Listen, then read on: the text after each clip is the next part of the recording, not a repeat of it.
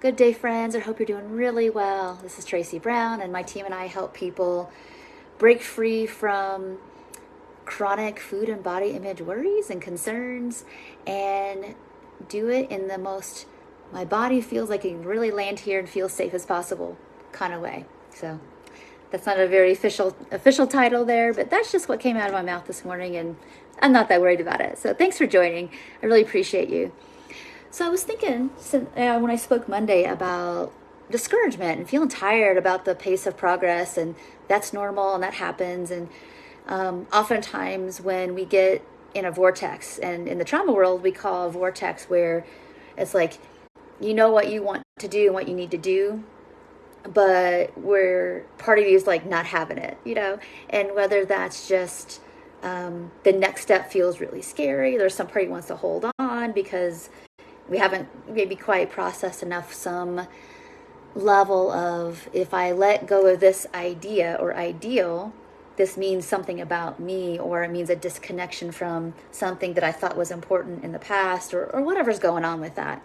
There's a lot of things to consider, but what I was just thinking for myself, like, when I was feeling like, my best in recovery, and when I was feeling like things were their hardest, why was that?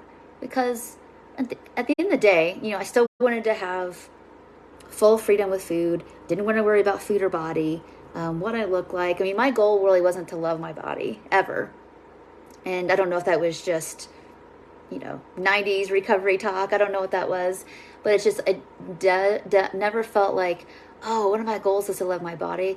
My goal really was like, I don't really want to, for me, I didn't really want it to matter. I know it matters to other people, maybe what they think I look like, or I need to look like, or I do or don't look like. But for me, the goal was like, it just didn't feel like it was something important about me, to be honest. And that's where I wanted it to land in my system. Didn't want it to be important. So I remember the times when it felt like it was important, when mostly I wasn't really doing that great a job of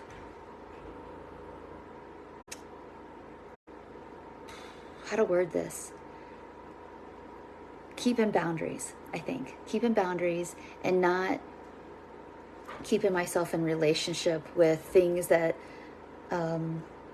fed my soul, right? So I'm looking back at the times when I wasn't doing that great with that part of the journey, and I was very isolated and not keeping my mind, like daily kind of renewed in my values and in resources. So whether like people who, really didn't care about food or weight that much, they just kind of ate and they moved and it was fun.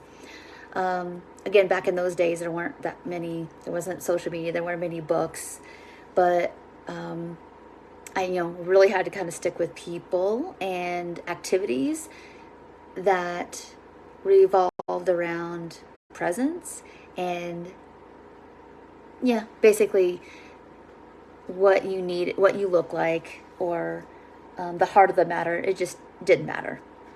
Body size wasn't part of the equation. And those are times I was doing the worst. So I really wasn't, at least, if not daily, almost daily, reconnecting with those things, reconnecting with what matters.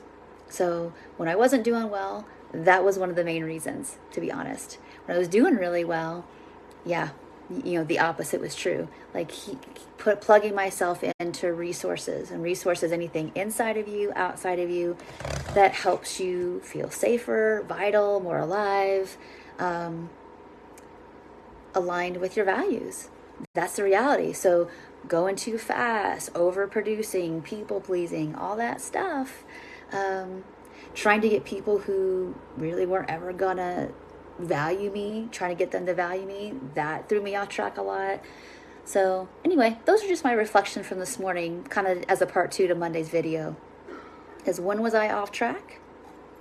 When was I on track? When I say that, meaning like I felt like I could do this. No matter what stage of recovery I was in, there was a common thread there, is that I was feeding myself, nourishing myself in resources that were aligned with my values, and really what body body size was irrelevant, to be perfectly honest, because that was one of my values, is like my body is not interesting.